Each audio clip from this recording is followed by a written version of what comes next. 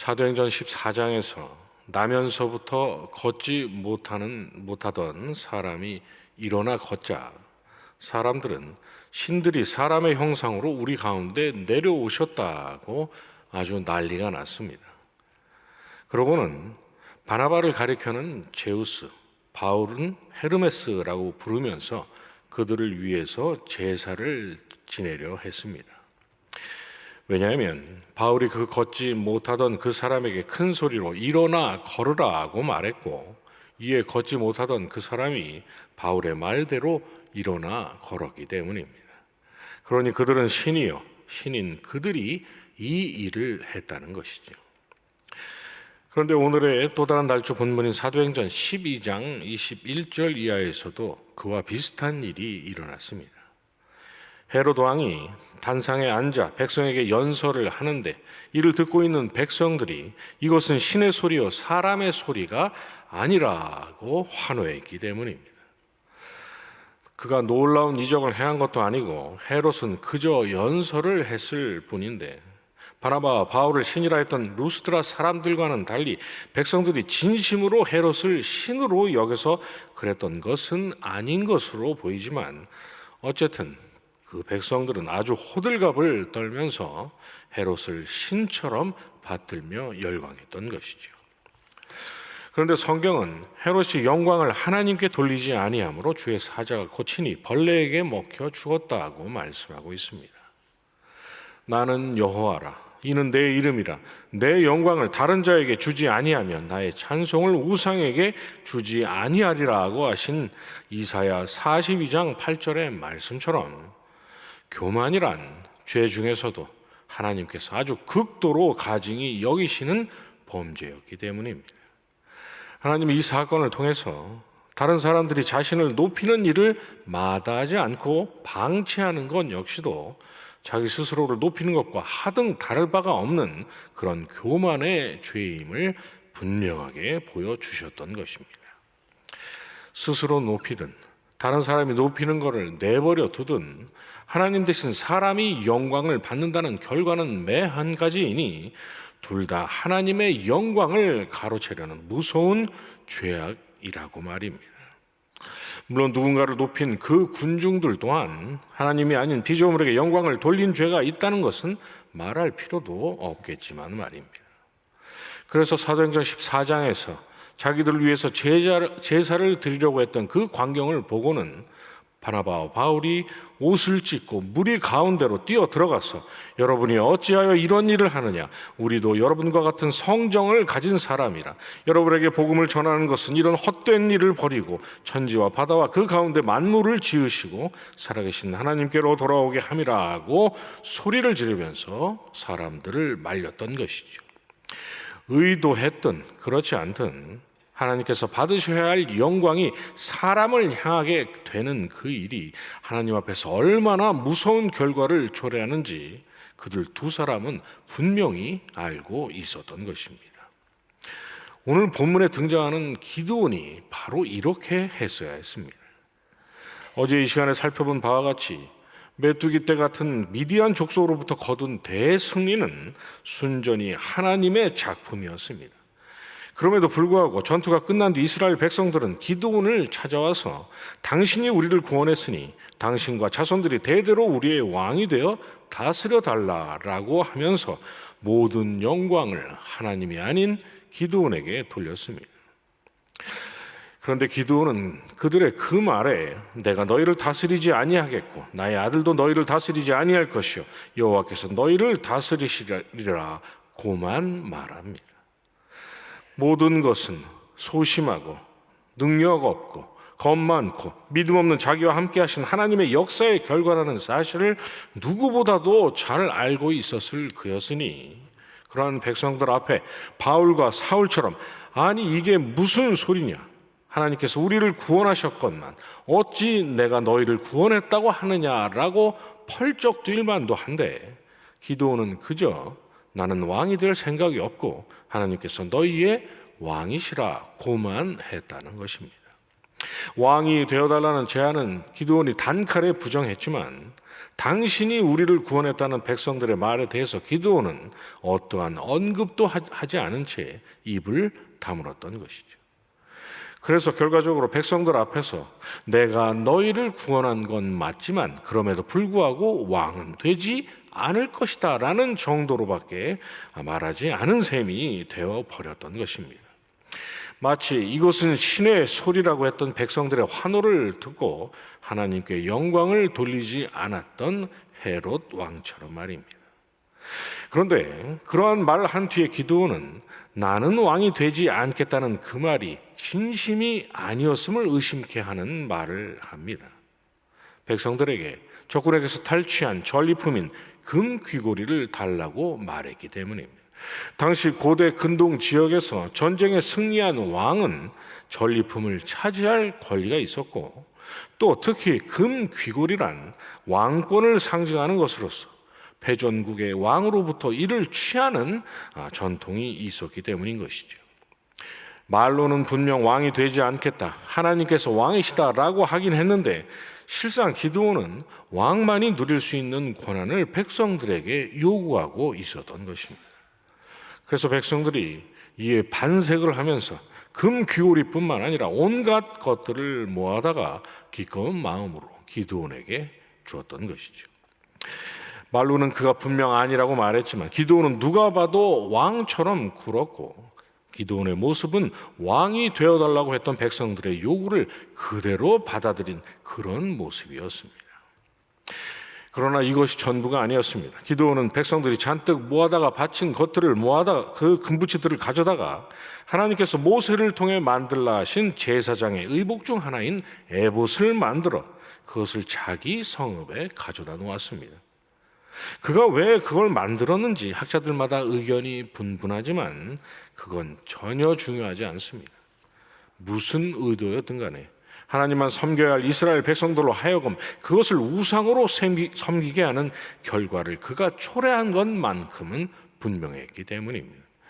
그러니 여러분, 백성들의 칭송에 침묵하고 하나님께 영광을 돌리지 않은 그 헤롯을 죽이신 하나님께서 말은 번지르르게 하고 했지만 실제로 왕이 되지는 않았다고 해도 실상 자신이 응당 그러한 대접을 받아 마땅하다 여기고 스스로를 높일 뿐만 아니라 백성들까지 하나님 대신 자신과 우상을 섬기도록 길을 열어준 장본인인 그를 하나님께서 어찌 그냥 보고만 계실 수가 있으셨겠습니까? 그래서 그가 만든 것이 기드온과 그의 집에 올무가 되었다는 사사기 8장 27절의 말씀처럼 기드온 가문의 남자들이 그야말로 몰살당하는 비극이 그의 집에 찾아왔던 것입니다. 그래서 오늘 본문이 기록된 사사기 8장 1절 이하에서 기드온을 찾아가서 아니 왜 이스라엘의 장자 지파인 우리들에게 연락을 미리 하지 않아서 우리의 체면이 구겨지게 했냐고 따지고 들었던 에브라임 지파가 사사기 12장에서 입다를 찾아가서 똑같은 일을 벌이다가 멸문에 가까운 무려 4만 2천 명이 입다에게 죽임을 당하게 하나님께서 역사하셨던 것이죠. 그리고 다니엘 4장에서 세상에 나보다 위엄 있고 영광스러운 인생이 어디 있겠냐라고 했던 느부갓네살로 하여금 무려 7년 동안이라 하나님께서 정신이 나가게 하시고 짐승처럼 살게 하셨던 것이고, 사도행전 5장에서 사람들의 칭송을 받으려고 자기의 소유를 팔아 사도들의 발 앞에 투되 그것이 전부인 양 거짓말을 했던 아나니와 사피라를 하나님께서 바로 그 현장에서 죽이셨던 것입니다. 왜 그렇습니까? 아까 읽은 이사야서 말씀처럼 하나님은 피조물과 그 어떠한 영광의 조각 한 톨도 나누실 수 없는 창조주시기 때문입니다. 태초에 하나님께서 주신 자유의지로 하나님만 섬기며 영화롭게 할 거룩한 직무를 버리고 하나님처럼 높아져서 영광을 받는 존재가 되기 위한 길을 선택했던 첫사람 아담처럼, 그리고 더 거슬러 올라가서 창세전에 자기 지위를 지키지 아니하고 자기 처소를 떠난 천사들과 내가 하늘에 올라 하나님의 뭇별 위에 내 자리를 높이리라, 내가 북극 지표의 산 위에 앉으리라, 가장 높은 구름에 올라가 지극히 높은 이와 같아지리라고 했던 그들의 우두머리 사탄처럼 교만이란 하나님을 대적하는 원수의 본질이요 창조주여 만유의 주제이신 하나님으로부터 폐기되고 멸망당하며 영원한 형벌에 놓일 만한 죄 중에서도 하나님께서 그야말로 가장 미워하시는 죄이기 때문입니다. 그래서 성경에 교만에 대한 경고가 그토록 자주 기록되어 있고, 우리 주님께서도 자기를 높이는 데 혈안이 되어 있던 바리새인들을 그토록 저주하셨던 것이죠. 그러나 주님께서 그들을 신랄하게 비판하시고 저주하시고, 또 하나님께서 교만을 그토록 미워하시는 또 하나의 이유가 있습니다. 왜냐하면 교만한 자란 자랑하고 스스로를 높이면서 하나님께서 홀로 받으셔야 할 영광을 가로채는 도둑일 뿐만 아니라 율법을 지켜 스스로 능히 하나님의 영광에 이를 수 있다고 믿는 자들이기 때문입니다. 그래서 당대의 바리새인들과 서기관들과 율법사와 대제사장들이 주님을 그토록 우습게 여기면서 멸시하고 배척했던 것이죠. 또 그와는 달리 오늘 또 다른 날주 본문인 마가복음 7장 25절 이하에서 귀신 들린 딸을 둔 수로보니게 여인이 주여 올소이다마는 상 아래 개들도 아이들이 먹던 부스러기를 먹나이다라고 했던 것입니다. 왜 그렇습니까? 마가복음 2장 17절에서 건강한 자에게는 의사가 쓸데없고 병든 자에게라야 쓸데있느니라, 나는 의인을 부르러 온 것이 아니요 죄인을 부르러 왔노라 하신 우리 주님의 말씀처럼 자신을 의인이라 자부하는 자들에게 구세주 따위는 전혀 필요치 않기 때문입니다. 그러니 하나님께는 그런 교만한 자들을 멸망시키실 이유가 하나 더 있는 셈이고, 또 교만한 자들에게는 그러한 하나님의 진노 앞에서 어떠한 핑계도 되지 못할 이중적인 이유가 있는 셈이 되는 것입니다.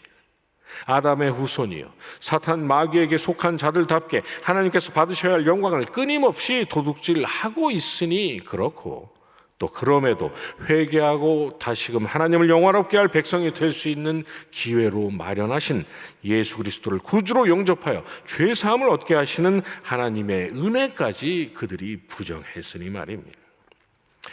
따라서 우리는 하나님 앞에서 또 사람 앞에서 단 한순간이라도 교만의 자리에 앉지 말아야 합니다.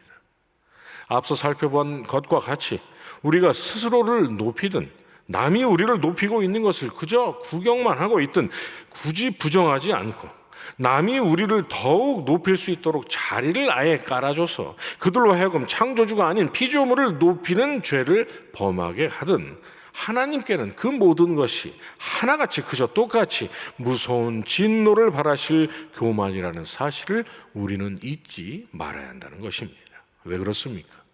교만이란 우리 원수 사탄 마귀의 본질이요 첫사람 아담과 아담의 형상으로 존재하는 이 땅의 모든 인류에게 사망을 안겨준 근본적인 원인이기 때문입니다. 창조주를 부정하고 교만으로 하나님께서 마련하신 구원의 길까지 마다한 인생들이 자신의 교만함 때문에 지금 이 순간에도 영원히 타오르는 그 불꽃 한가운데로 쏟아져 들어가고 있는데, 우리가 어찌 단 한순간이라도 그 교만의 자리에 앉을 수 있다는 말입니까?